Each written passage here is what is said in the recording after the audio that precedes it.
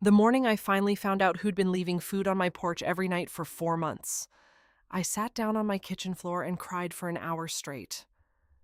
Not because I was touched, because I understood all at once exactly how much had been stolen from me and by whom.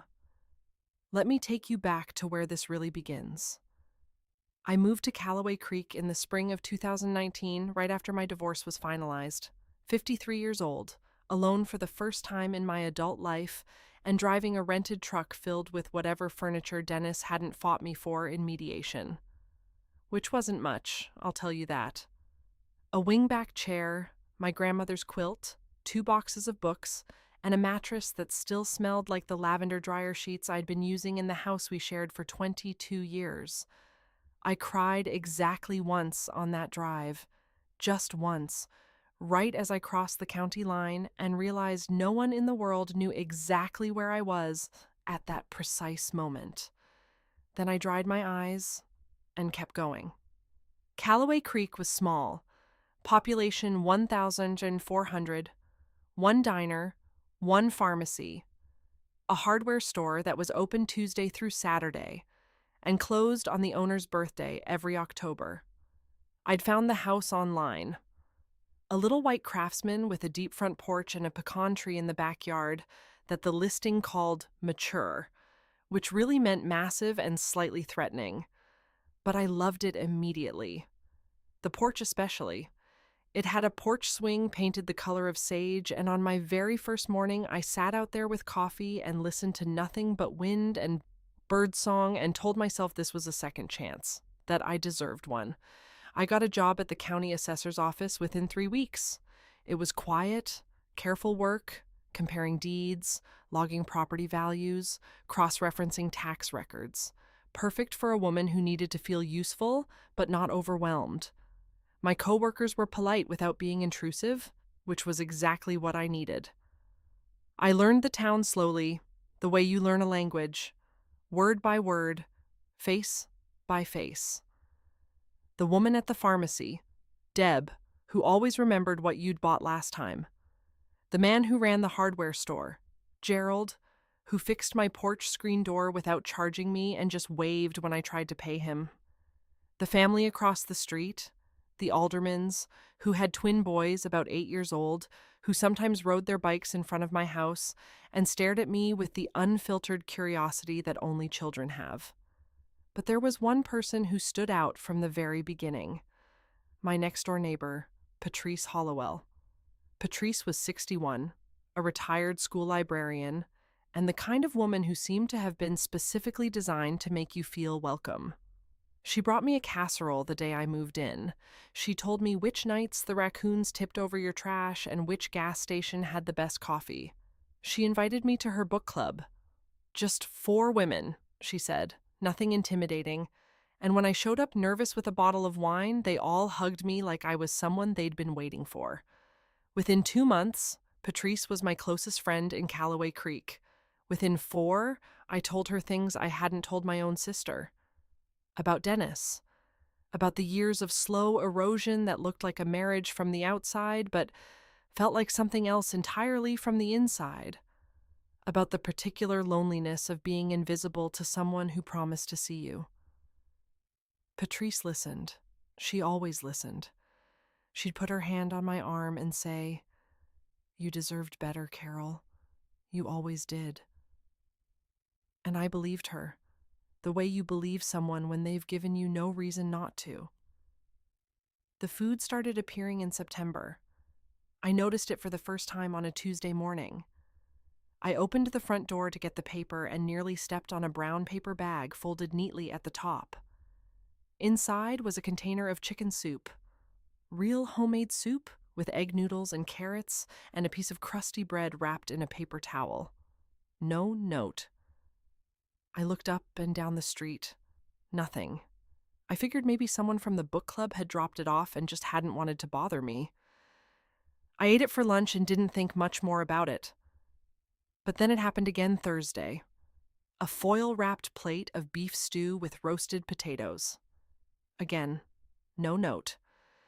Same neat presentation. Same nothing. By the end of the first week, I had received 5 separate meals, all homemade, all carefully packaged, all left sometime in the night or the very early morning because I was always up by 6:30 and they were always already there. I started trying to catch it happening. I'd wake at 5, look out the window, nothing. Check at 5:30, still nothing. But by 6, something would be there. Whoever this was moved quietly and deliberately and knew exactly when I wasn't watching. I asked around carefully. I mentioned it at work, casually, like it was charming rather than unsettling. People smiled and said things like, "That's Callaway Creek for you," and "Somebody's just being neighborly." I asked the alderman boys if they'd seen anyone on my porch in the mornings. They shrugged with the indifference of children who have better things to think about. I asked Deb at the pharmacy. She raised her eyebrows and said, "Maybe I had a secret admirer," and winked. I asked Patrice last, partly because I'd already asked everyone else, and partly because something small and uncomfortable had started growing in the back of my mind. Something I kept pushing down because I didn't want it to be true. "Oh, how mysterious," she said, pressing her hand to her chest. "Carol, that's actually kind of sweet, don't you think?" "It feels a little strange," I said, watching her face. "Strange how? Someone's feeding you. That's love, in its way." I nodded. I let it go. But that night, I went to the hardware store and bought a small wireless doorbell camera, the kind that records to your phone with motion detection. I installed it myself, angled to cover the full width of the porch. And then I waited. The notification came at 5:47 on a Wednesday morning. A short video clip, 12 seconds long. I watched it 3 times before I could process what I was seeing. It was Patrice. She moved up my porch steps in the gray pre-dawn dark, set down a paper bag with 2 hands, gently, the way you'd set down something fragile. She straightened up, stood still for just a moment, looking at my front door, and then she walked back down the steps, crossed the yard, and disappeared around the side of her house. I sat with my phone in my hand for a long time. My first feeling was warmth. I almost talked myself into warmth. Patrice was my friend. She was taking care of me. That was what the surface of it looked like. But something underneath that picture was wrong, and I knew it, and I couldn't stop pulling at the thread. Why had she never told me?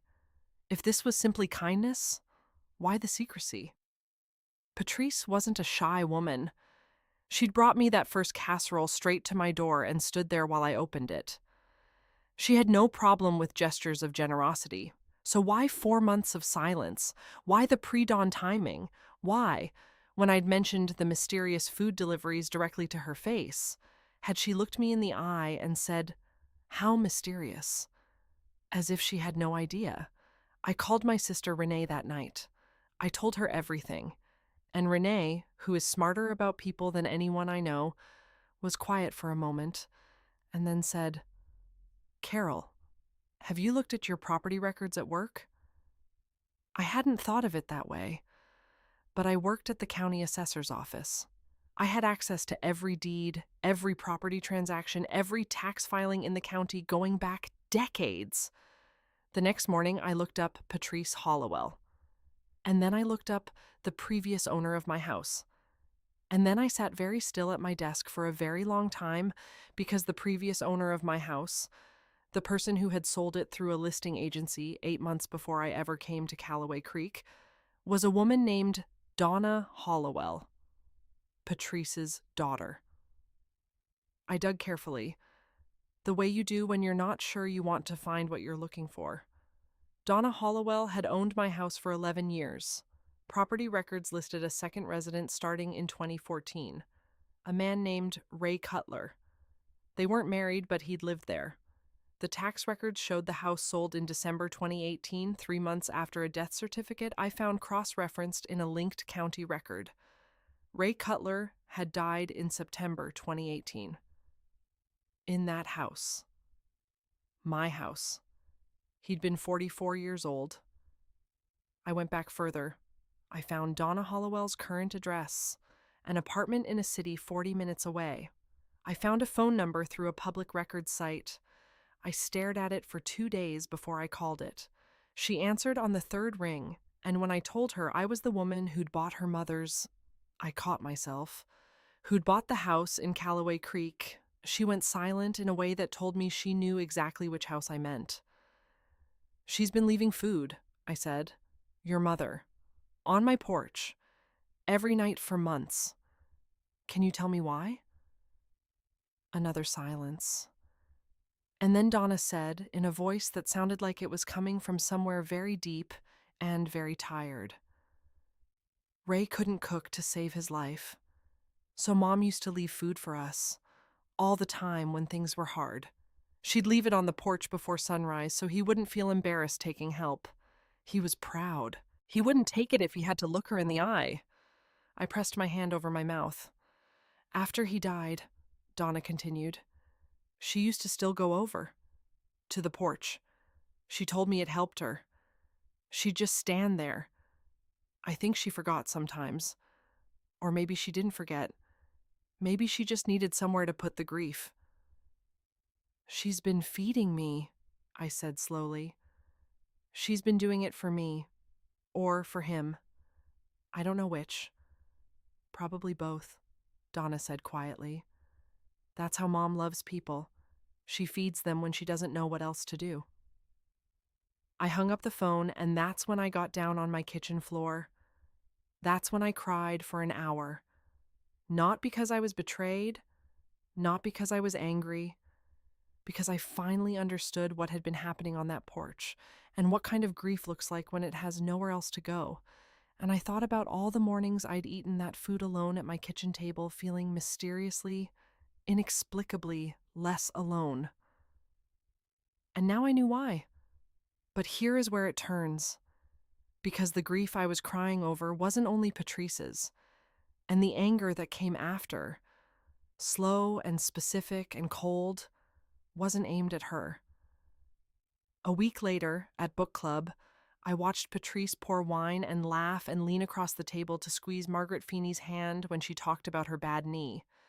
And I watched her, and I thought about what Donna had told me, and then I thought about something else, about a conversation Patrice and I had had in August, before the food started, about my divorce, about Dennis, about how I'd told Patrice, in detail and in confidence, about the affair Dennis had with a woman from his office that I hadn't known about until nearly the end. How I'd told Patrice the woman's name, how I'd said I was pretty sure she still called him sometimes, and I thought about the fact that 2 weeks after that conversation, Dennis had called me, smug and satisfied in that particular way he had, to tell me that his lawyer had somehow obtained a record of a personal letter I'd written, a letter I'd told exactly one person about, a letter that had been used in our financial settlement to argue that I'd been emotionally unstable during the marriage. I'd never understood how Dennis got that information. I'd never been able to prove anything. I'd moved to Callaway Creek and packed that mystery away like I'd packed the lavender dryer sheets. But sitting at that book club table, watching Patrice smile, something clicked. I went back to the assessor's office records the next morning. I looked up every property Patrice owned, had owned, or was listed on. And there it was. A lake house, co-held for 6 years, and sold in 2017. Co-held with a man named Franklin Reed. Franklin Reed, who was Dennis's divorce attorney. I didn't explode.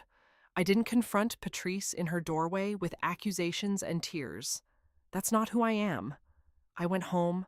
I called my own attorney, a woman named Judith in the city, sharp as a letter opener, and I told her everything I'd found. Judith started pulling threads. It took 6 weeks, but she found the connection.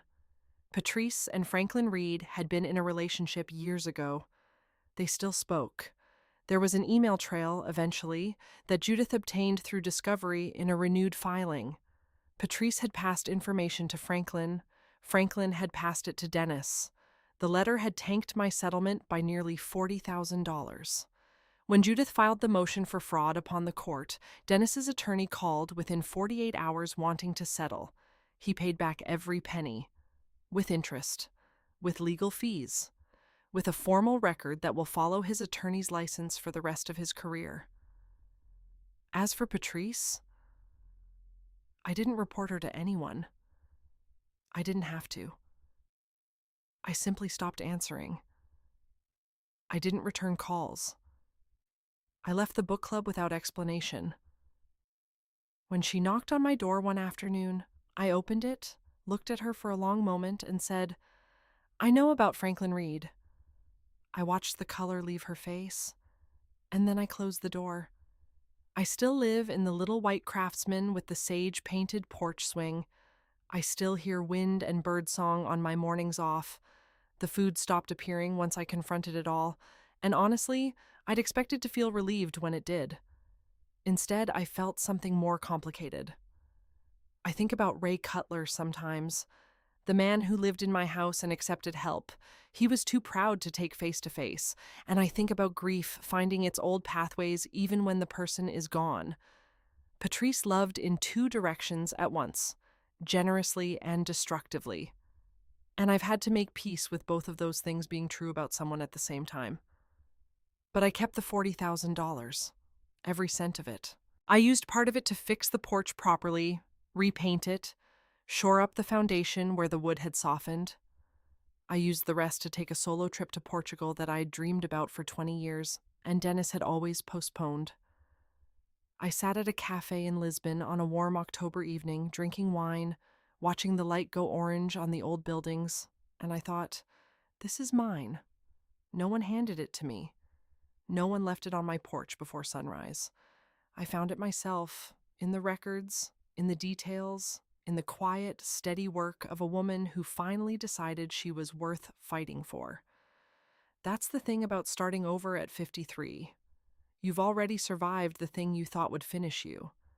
After that, you're just free.